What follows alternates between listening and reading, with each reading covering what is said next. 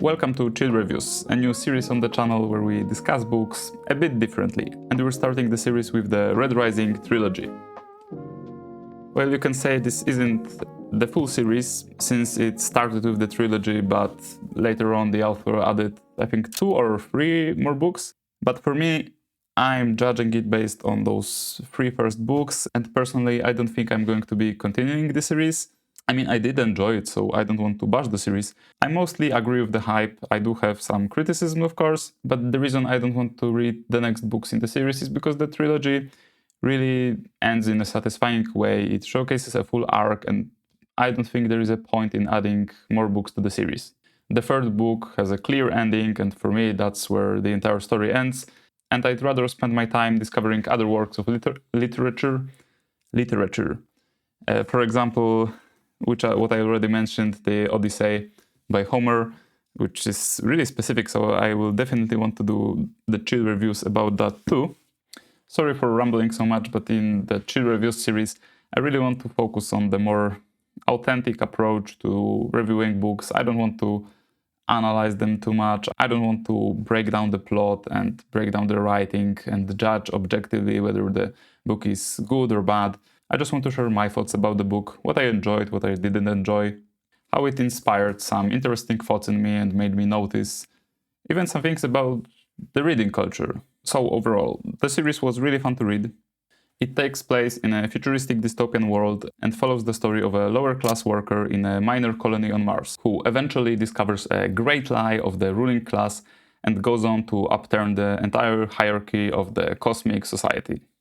So for me, the main hook in the story and what really drew me in was the big lie, because our protagonist, along with all of those workers, were told that they're being pioneers and they're helping humanity colonize Mars. They've been sold a noble mission that turns out was only created to control them. And after some tragic events, the main character finds out that the surface of Mars have been colonized long ago and humans have already spread throughout the galaxy, and he and his people are being exploited to mine resources. And in that system, a whole hierarchy exists where people are differentiated into different classes. And while that's a classic trope in fiction, I rather enjoy how Pierce Brown handled it, since there is some actual reason why people belong to certain classes. Society advanced to the point of genetic modifications, so those categories of people aren't purely because someone decided that this one will be above this one.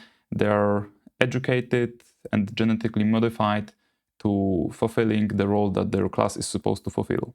So you can't really move people around. You can't make a copper a blue or a blue a gold. Humans are pretty much treated like tools who are supposed to fulfill their role in the hierarchy. And in a way that also goes for the ruling class, which, while at the beginning we perceive them as those merciless rulers, turns out that they're also in some ways victims of the system. And this idea is expanded on throughout the story. It also creates a really cool contrast or an inner arc of the character where in the beginning he has some initial beliefs about his mission, about how the society looks like, and throughout the story he has to adapt himself and even change his motivation and his mission a bit, because it turns out that everything is pretty complicated. It wasn't as simple as he thought it would be. And if he actually wants to achieve something good in the end, instead of destroying everything in his path, then he needs to revisit some of his values and ideas. Another theme I enjoyed, and I think it really helps to enrich the story, is the part where the main character, Darrow's mission, isn't really his own, at least not in the beginning.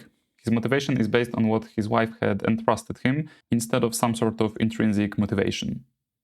Well, I guess his intrinsic motivation is mostly rage throughout the first book.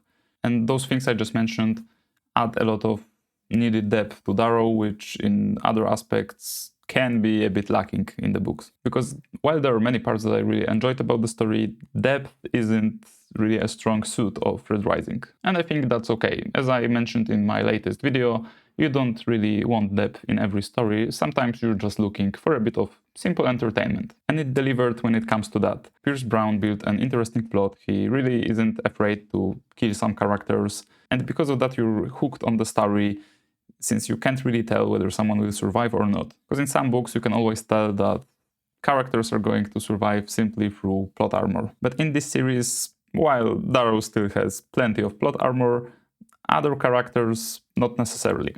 So for me, the action was really engaging, the plot got me hooked, the world building was good, and the characters, while fun, they did lack a bit of depth. Throughout the first book, I even had some trouble remembering the characters' names, because most of the time there wasn't anything that would make me care about them. A lot of new characters were constantly appearing, and there really wasn't much info or backstory that would make us interested in them. Also remember that this is a purely subjective review of the book. I would barely even call it a review. I definitely don't want to create a sort of feeling in anyone that their opinion on the book is wrong. While most reviews on Goodreads love the series, I've also seen very reasonable one-star reviews.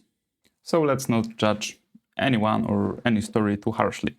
Now, since I gave this disclaimer, let's play a role of the critic for a bit. There is a thing where I had to give a point to the one-star reviews.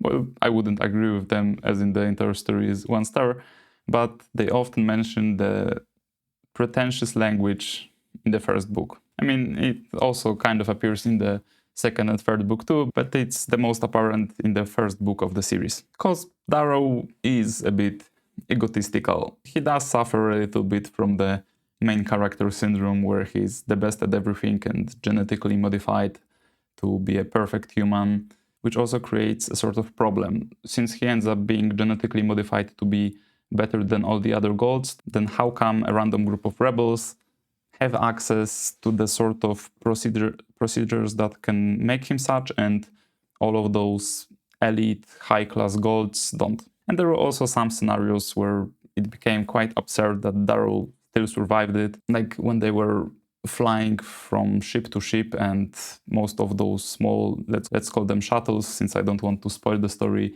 were being shot down. And I think there was this scene where a bullet passed through Darrow's vessel, but for some reason Darrow survived it through sheer luck while some other people died. And I usually let go of things like that, since you can always argue that among all of those people who could have been the main character, one of them was bound to survive, and the story simply describes the one person who survived, and that's why he's the main character. This thought process can kind of explain why main characters tend to survive through luck, but we can't really apply them to every scenario. Like, at some point it becomes a bit absurd and can break your immersion in the story. But at the end of the day, I'm judging it in the category of, was it entertaining? And despite its flaws, it's still really delivered in that aspect. I even remember one day where I ended up glued to the story, and I read, I think, 200 pages in a single day.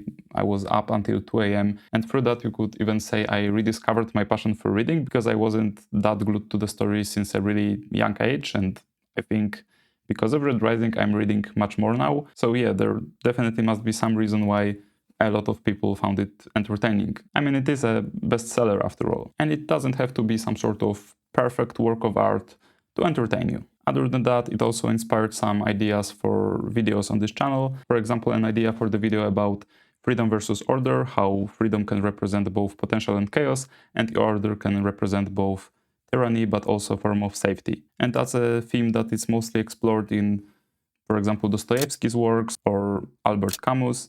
But I only started thinking about it after considering that part of the story in Red Rising, where the main characters are wondering how they are going to destroy the current system without creating a chaotic anarchy. The hierarchy of the Red Rising is also something interesting to think about, and also what happens when, slight spoilers, Darrow infiltrates the gods, and he discovers that the people he viewed as monsters in the beginning of the story turn out to have a bit more nuance, and many of them are also victims of the system. Now, in the previous video where I was teasing the Chill Reviews series, I also mentioned that we will probably read some reviews together. But while making this video, I started having some thoughts about book reviews. And I specifically mean online reviews. I think that this star rating results in a numerical value that is supposed to showcase the value of the book. But how much you end up enjoying it can really depend on the person reading the book, and reading a negative review for a book you're about to read can heavily influence your own experience. For example, if I recommend you some sort of book, and we're not talking about Red Rising here, but any work of literature, and I say that everyone is saying this book is amazing, this might be one of the best books I've ever read, you have to read it, you will definitely enjoy it, then the chances you will enjoy it are much higher than if I say,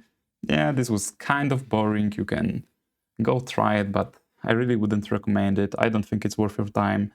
And even if you end up starting it and reading it, you're already negatively influenced towards it. But this whole idea of how online ratings impact us and what I think about it is definitely material for another video. So for now, I will keep the rest of the thoughts to myself, and it's nearing 2 a.m, so I think it's high time to go to sleep. See you guys in the next one. I hope you can give me some feedback about chill reviews and whether I should continue this series, or maybe I should scrap it and stick to philosophical themes and reading culture. See you guys in the next one.